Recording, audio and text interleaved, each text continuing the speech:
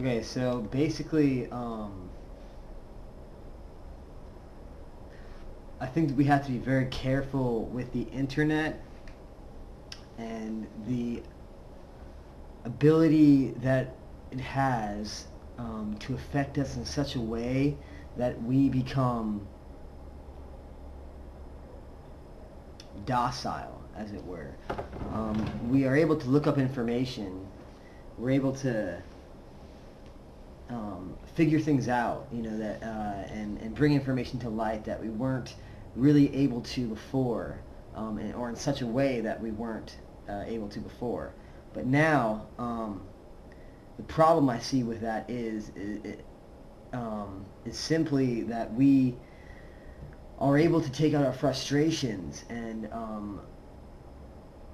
our when we see these injustices and we see these things going on, we see these things happening that we want to change, and instead of internalizing it and then making it work in the real world, what I see us doing is like it's like in psychoanalysis when somebody takes out all their anger on a pillow and they say, "Oh, I'm so mad," and they beat the pillow um, until they feel better. They've gotten out their emotion, and so they're able to move on from that emotion. That's how human beings work. So we have to be careful in that the internet could quite possibly affect us in such a way. We need to understand that we do to internalize the emotions that this information gives us is important, and to not just let it all go and forget about it on the internet. It's very important to bring these topics to the real world, to speak about them to people in real time, to join organizations of people that are all understand the same thing. To It's important to take it from the virtual world and bring it to the real world. Otherwise, we're pacified yet again. So here we are with the information, and it has affected us, but we take all that information and we put it or all the information, all those feelings that it gives us, and all that anger, and for all the injustices, and we just put it on a blog site, or we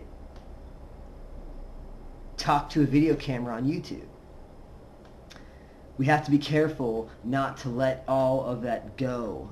We still have to become, or it has to become a physical understanding in the real world. People in the real world have to be talking about it, have to be creating it. We have to organize groups of people in nonviolent opposition, because without that, simply, we are being pacified yet again, and as we have in the past in so many ways. So I believe that we have to be careful not to dispel all of our anger, all of our passion, all of these things that we need to actually change things, in the real world, because we people on a mass scale, people have a lot of power. The quote unquote mob has always had to been taken care of by the people who were afraid of its power, and they're still afraid of the power that the people united in truth and understanding, moral people who are against tyranny and oppression and control of the mind and control of the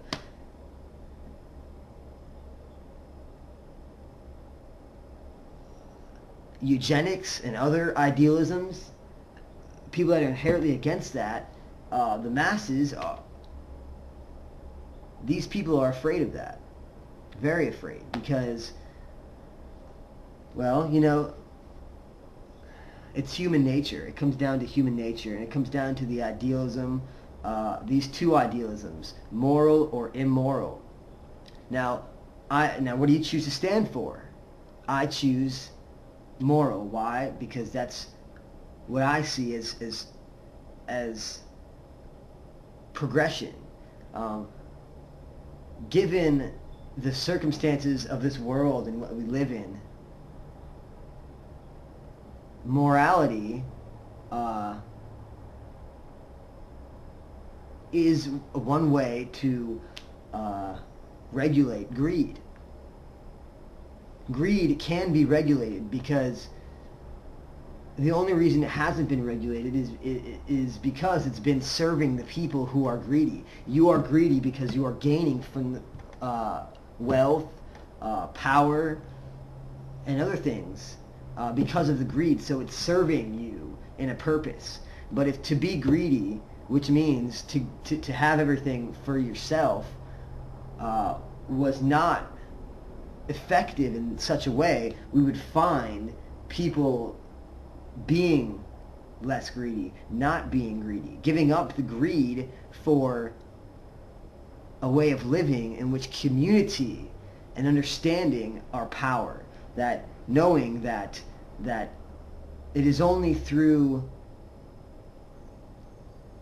that kind of chain link of command, or chain link of efforts, community, people helping people, it's only through that kind of strength can we really progress as a species beyond the next 50, 60, 70, and the next 100 years. I'm talking about not just my children, but my children and my children's children. I'm talking about future generations. I'm talking about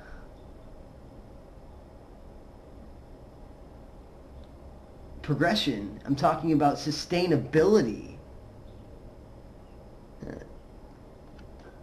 Sustainability.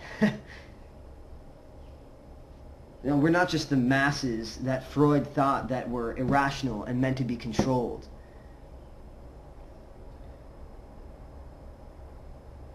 It is our choice as rational individuals to either accept the world as a whole or to deny the world as a whole. We can deny the people we live next to. We can deny the people that we drive in cars next to, as long as we want, and as long as it serves us and the greed that it serves us for.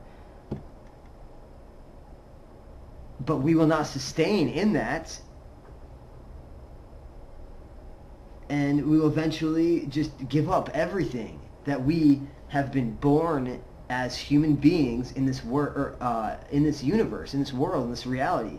The inherent freedom that we have been born into, and it's being taken away from us, from underneath our noses, by people who are using that same understanding that I'm talking about to control and to divide and thus conquer. So again, we have to be careful to not to take all this passion and put it on put it into the internet, into the virtual world, and dispel it there and keep it there. We must act in a way that is effective in the real world if we are to affect change, if we are to change things and ensure a future for humanity in a prosperous fashion, in a way that we will prosper and not just live, but live abundantly, and not just separately, but together we can thrive.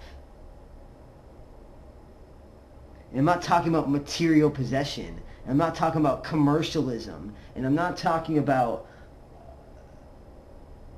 the average